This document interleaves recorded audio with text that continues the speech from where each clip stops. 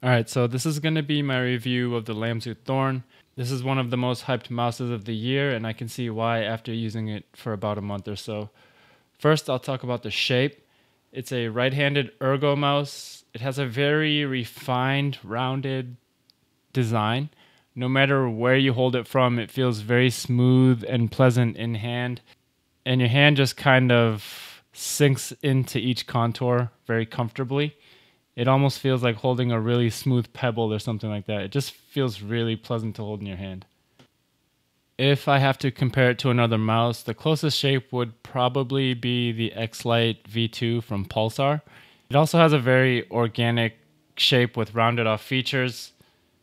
The Lamzu's features are even more rounded than the X-Lite V2. Looking at the curvature though, they look almost identical to me. So they're both very comfortable to hold in hand. The main difference I've seen with the Lamzu Thorn is that it has a deeper indentation on the left thumb area.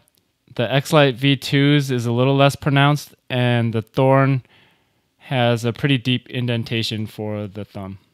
Next, I'll talk about the switches. I think the Razer DeathAdder V3 Pro has the best switches of any mouse on the market right now. It uses Razer's new optical switches. The implementation is perfect. The clicks feel super crispy, super light, super responsive, and very satisfying to use. I think Razer's Pro series kind of set the bar for switches when they implemented their optical switches. You can hear them here. They just feel super crisp, super responsive, and very satisfying, like a fresh Choco Taco. It's just crispy.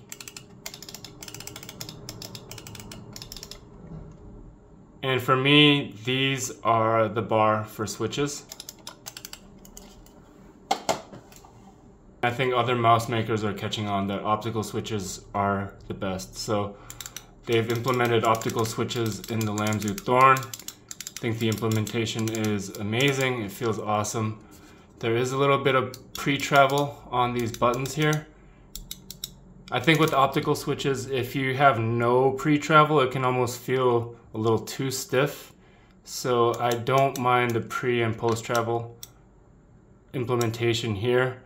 Just note that there is a little bit. The clicks themselves feel super light and really crispy. It's really nice. So I'll let you hear them here. There's a little less pre-travel if you use the top of the mouse, but if you get towards the front, you can see there's a lot more there.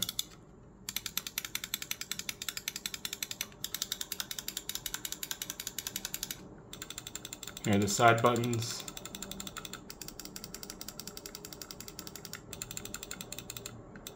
Not very much pre-travel on these. There is a little bit of post-travel. The buttons are nice and large, and I really like the placement of them. I think it's very comfortable in hand to use in games. The mouse wheel uses a TTC silver. I've heard that this is the best component for the wheel. I don't really know the difference. I like this wheel, it works well. One thing to note is that the wheel button, the middle is kind of squishy, so if you push it down, the middle rubber actually depresses as well. So that feeling, I had to get used to it, but I mean, it's just something to note. It feels a lot different than any other mouse wheel I've used before because this middle part actually depresses when you push it, and it's a little squishy. So otherwise, yeah, it doesn't protrude much from the mouse. Responds well, it moves quickly, the click is fine. Nothing really special about it, nothing bad about it either. The design is something I want to talk about. I think it looks beautiful. The finish is a half rubbery, half pebbly feeling material. It is just awesome. It looks great. It feels really nice. It has a lot of grip, and it just has that kind of pearl but matte looking finish. Along with the gold lettering, I think this mouse just looks really, really nice. The bottom shell is also unique to Lamzu. No other mouse has a bottom shell that looks like this. and the attention to detail is really nice. The white PCB with gold components there. You can see the lamzu branding up there. I think it just looks beautiful. The addition of these stabilizer PTFE feet here in the middle adds to the nice stable feeling when you're actually using the mouse.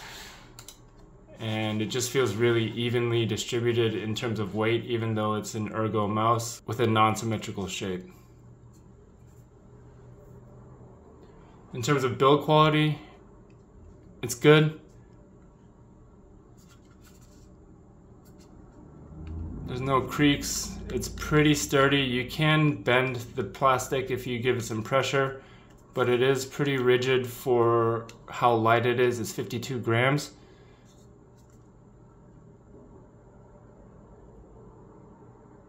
Gaps are all pretty even. I got nothing to complain about. It's so lightweight. Comes in right at 52.19 grams. And it feels amazing in hand. So the Pulsar X-Lite V3 ES, this comes in at 65.87. The Darmo Shark N3 2K here I got 64.75. X-Lite V2 is at 60. Death Adder V3 Pro 63.87. And then the Roccat Comb Pro Air is at 74.4. So while I'd consider all of these lightweight, the Thorn at 52 grams is kind of in a class of its own in terms of the way it feels. So my final thoughts are, in terms of Ergo mouses, I think this has actually become my new favorite, even over my previous favorite, the Razer Death Adder V3 Pro. This mouse has held the #1 spot in my book for over a year. And I think finally it's been dethroned by the Lamzu Thorn, coming in at around 52 grams with a really nice coating, a unique, comfortable shape, and a really good implementation of optical switches.